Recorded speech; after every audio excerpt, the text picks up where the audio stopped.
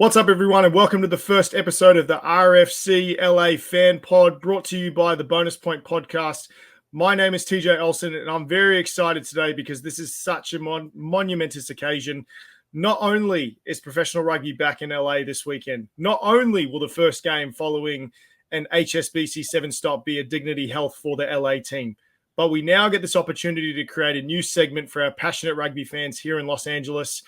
This is obviously the second time we've had a pro rugby team in the MLR, and it wouldn't have happened if the RFCLA owners and Major League Rugby Commissioner weren't confident in our fans supporting this new organization. So a big thank you to the fans here in LA for staying strong during the hiatus, keeping the passion for the rugby alive and motivating us here at the Bonus Point to bring more local content to the LA fans. Well, with that being said, I'm not alone today. I'm very fortunate to be joined by one of the players of the RFCLA roster.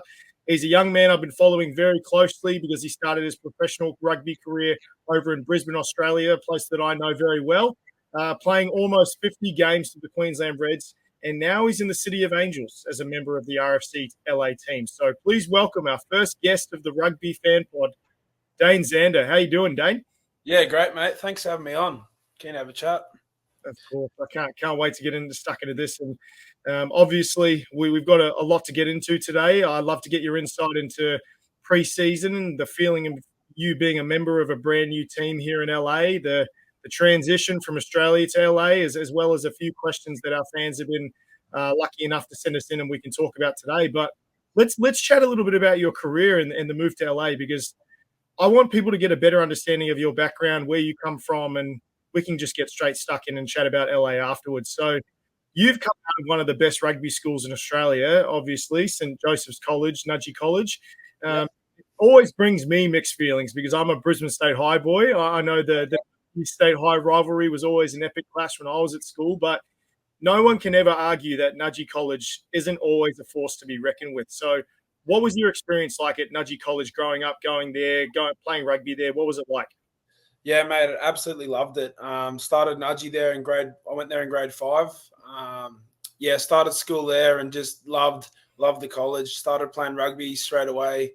Got some very good mates that I've made through my time there and just absolutely loved it so far. Well, you know, Nudgee College produced some quality rugby players like yourself, and just to name a few, you've got James O'Connor, Sean McMahon, Dom Shipley, Josh Fluke recently. Like, the list goes on and on. Was that ever any motivation for you when you were stepping into a school like Nudgee?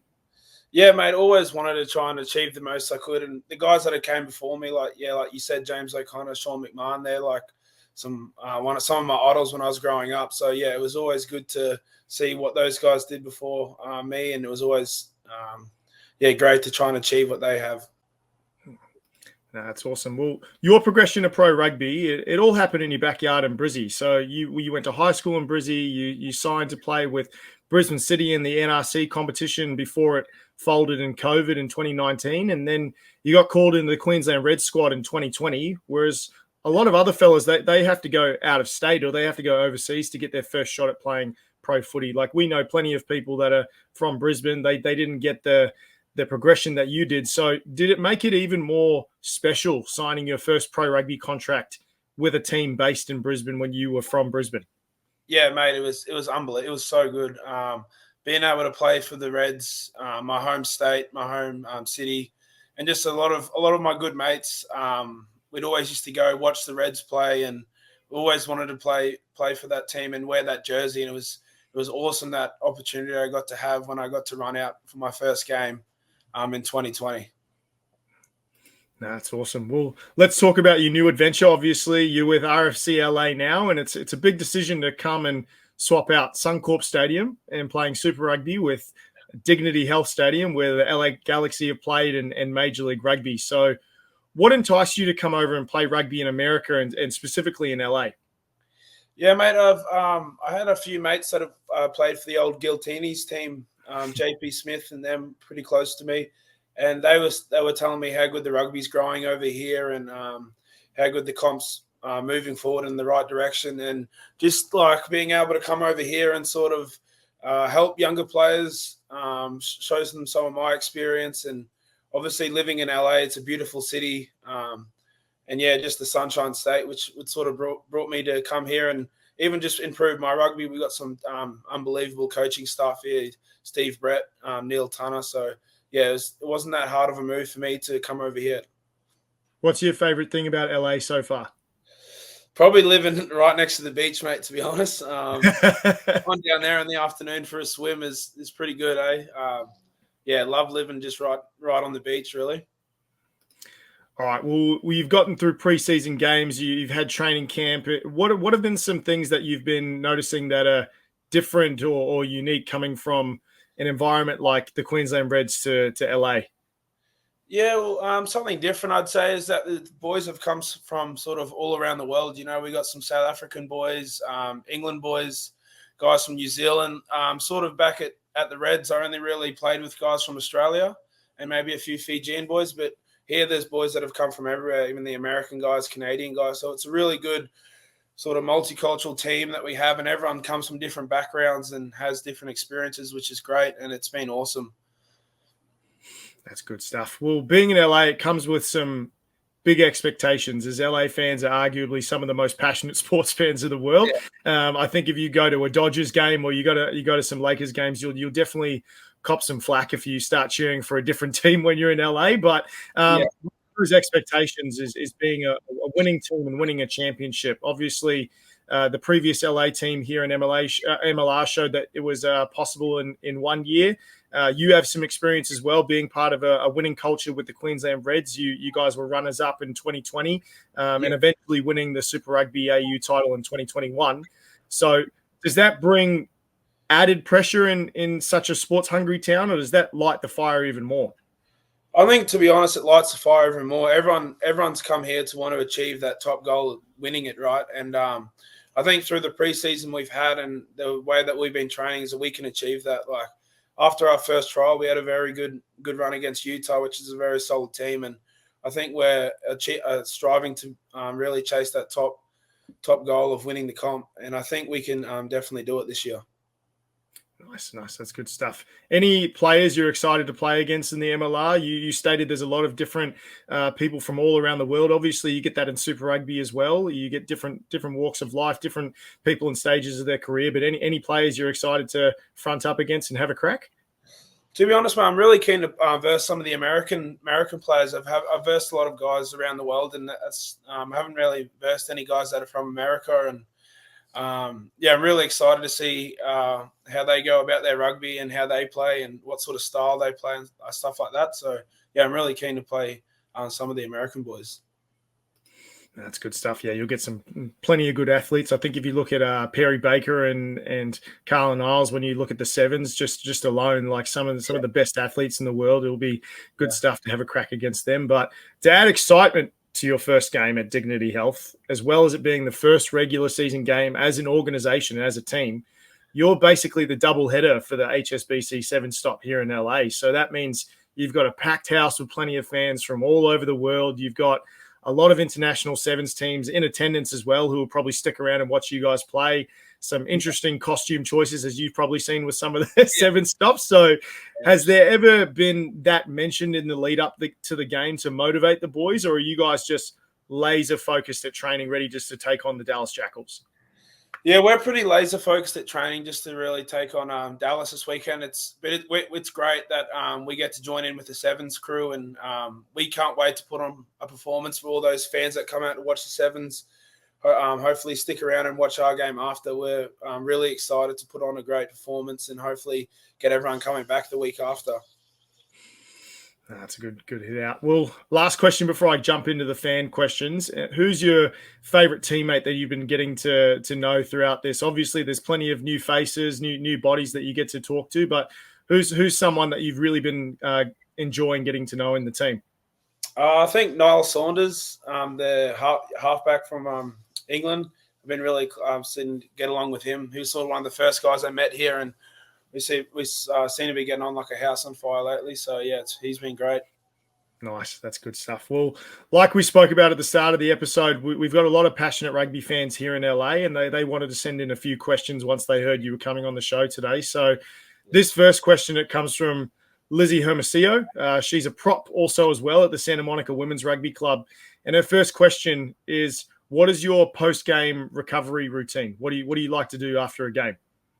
If we have a win, I'd like to maybe have one or two beers with the boys in the sheds.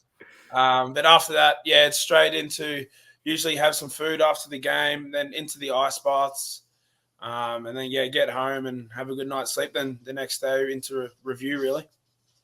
Nice. So, yeah, pretty straightforward and pretty quick and easy. Just get the rest in and then straight back at it again, eh? Yeah. Yeah, there you go. Love it. Okay, well, this next question, it comes from Ben Aranda. He asked, with the sevens happening before your game, is there anyone you're excited to see to play in the sevens or get to meet while you're there? Yeah, I'm actually pretty keen to see Michael Hooper play for I think he's meant to be debuting for the Australian men's sevens team. Obviously played against him at 15s, but really keen to see how he goes at the sevens level, which would be great. I reckon he'll be able to kill it. Mate, he's fit. I've seen videos of him doing Coogee stairs and other things like that. Like he's fit. I can't wait to see him in a sevens environment. If it was me, I can't wait to see him. And also, I'd probably be busting through security to go meet Dupont now that he's playing sevens for the French. That's a great one. Yeah. But I barely speak a lick of French, even though I spent 3 weeks there with the World Cup, and I'd probably just get there and have no idea what to say. It'd be all Google Translate trying to talk to him the whole time. But that'd be awful. Same to me. Oh, mate, my French was horrendous. I had to use my girlfriend the whole time, but I digress. The next question that comes from Clary Hernandez. She asks a question about young rugby players. So obviously you've come up through the ranks. You've had to deal with a lot of pressure in your career. What's your advice for young players to deal with the pressures of rugby?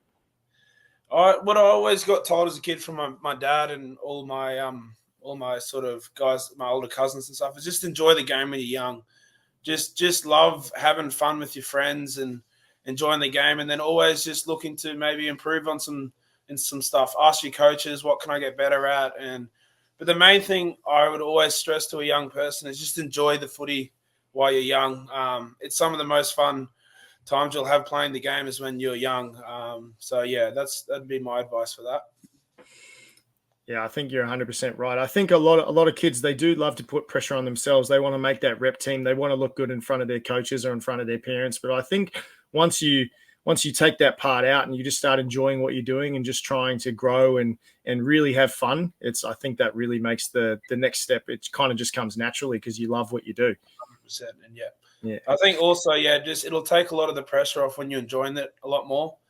If you're overthinking stuff and over trying to achieve and all that, you just put a lot more pressure on yourself. Where I think if you just strip it back and enjoy it, it'll be a lot more fun, and you'll probably see your results go better. Yeah, 100% agree. Okay, awesome. Well, this next question, it comes from William Stillwell. He's talking specifically about RFCLA as a I guess an organization. He'd love to know when you think about the comparison from the Reds to here in LA, the training facilities, the professionalism, the organizational practices, how do you compare the two? Yeah, mate, to be honest, RFCLA, they're doing a great job at the moment. I know we were a bit rushed at the start of the season trying to get everything in line, but to be honest, mate, the facilities and stuff is sort of next to none here. Like, I can't really split the difference. It's been great. Even the coaching staff and the commercial team we have here is sort of no different to what we were getting at Super Rugby. So they're doing an absolutely great job here, and yeah, I can't really split too much of the difference. It's sort of similar, to be honest. Yeah, I think if there's one thing you can guarantee the Americans can do well is they can put on a show and they can run a sports league pretty well. I think it's although MLR has had its faults in the past, I think they're growing rugby the best way they can. And I think like you said, the facilities, you've gone from the previous regime playing out of the famous stadium like the Coliseum and now going into Dignity Health, which is its own beast in its stadiums. I think you got some pretty good opportunities to play on some awesome parks this year. Yeah, no, of course. It's going to be great. That's good. All right, we got two more questions. So this one comes from Brandon Tobin. When you compare the contracts that sports like American football get versus rugby over here, how would you entice young men to choose rugby over other sports when you're thinking about American athletes? The thing, what I would say to a young is just maybe like rugby's a worldwide game. Like you can travel all over the world playing the game, where I think American football, the money's great. I won't fault that, but I think if you want to travel the world and meet some incredible mates, and I think rugby union can take you a long way in life, sort of down that way. But at the end of the day, if you're getting some decent money from American football, it's hard to turn down, I guess. No, I 100% agree. I think from a geographical standpoint, when you're comparing sports like the NFL, once you, I guess, miss your shot, or you kind of get cut from a team or something like that, you're very limited on places you can go to play professionally outside of the US, or even just put yourself back on the map. Like I'll be honest, I'm not following club American football like crazy around here, but I don't see local clubs that you can go and have a game and then you can put yourself on the map. Whereas with rugby, it's not easier to get a pro contract. Like obviously it's very in demand by a lot of people all over the world. But like you said, you've got hundreds of countries you can go to play rugby. Just to name the big ones: US, Japan, Europe, Australia, New Zealand, South Africa, all those ones. And I think the culture aspect plays in it as well. Like I said, and like you said, it's rugby is the best sport to play, because once you finish the game, you have a bunch of mates off the field, and it's just an awesome time. And I think the third one is just science behind how much safer it is than American football. I think when you look at that, we spend, I think you know this, growing up as a young fella, you spend half your time learning how to go into contact correctly, how to tackle, like all that stuff. I think if that doesn't sway you, like you said, like the money getting paid millions of dollars with the NFL, it's obviously a big draw. But I think if you think of all those points, it's a lot of reasons to choose footy. Yeah, no, 100% agree with that. Yeah. Well, I don't want to talk your ear off all day. You've obviously got a game to prep for, and I want to give you some time to get that recovery in. But we do have one more question that comes from yours truly, because we've got a prop on the show. I want to talk about the dark arts known as scrummaging. And if I want to get to know like your bucket list of people. So I've given you a narrow choice. I'll give you 3 people you want to scrum against. Who would they be and why? It can be from the MLR, overseas. Who are the 3 people that would be on your bucket list to scrum against? Oh, I'd probably the first one to be Tag Furlong from Ireland. I think he's one of the best tight ends in the world at the moment. I'd love to try and test myself against him. He's one of the best props, I think. Another one would be maybe Tani Alatupo. Like I've played a lot of footy with him, but I've never actually versed him in a game. There you go. I'd love to. I reckon, because we're pretty good mates, I'd love to have a good battle against him. And then another one would be, I'll just say Ruan Smith. He's a South African prop that plays. Of course, you go one of the Smith brothers. Of course, I've either be Ruan or JP. Both of them troublemakers. There you go. I've had a few good battles with Ru over the years, playing against him, and it's always a heated, good battle against him. And he's taught me a lot in my career. So it's good to. I'd love to have a go against him. Man, well, if you can't get a good crack against him in a scrum, those boys, they'll definitely give you a good laugh. I think one of my favorite videos is I can't remember if it's JP or Ruan, of them like scaring each other when they're asleep, and all the TikToks that he makes, just like waking them up thinking they're about to crash the plane or so. Oh, they're assholes to each other, but it's good fun. But that's comedy. That's a good list. Okay, well, perfect. Well, thank you so much, Dane. I really appreciate you jumping on the pod and being the first ever RFCLA fan pod guest ahead of your clash with the Dallas Jackals. Just for anybody who is looking to check out the game, they will be hosting their opener this Sunday, March 3rd at 7:30 p.m. at Dignity Health, following the World Rugby's HSBC 7 stop in LA. Tickets are on sale, and fans purchasing a ticket for the match will also have the opportunity to experience the whole day of the Sevens tournament on Sunday, plus get to see a pretty cool game and a monumentous occasion. But Dane, like I said, thank you so much, mate. I really appreciate you jumping on. Any final words before I let you go? No, just to any fans that want to come down to the game, please come down. We'd love your support, and we want to try and get rugby in LA thriving again and just on the map. So, anyone that wants to come down to trainings or games, we'd love to have you down and come for a chat, and it'd be great. That's awesome, mate. Well, thank you so much, Dane, once again. And thank you, everyone, for tuning into the first episode of the RFCLA Fan Pod, brought to you by the Bonus Point Rugby Podcast. We'll see you next time.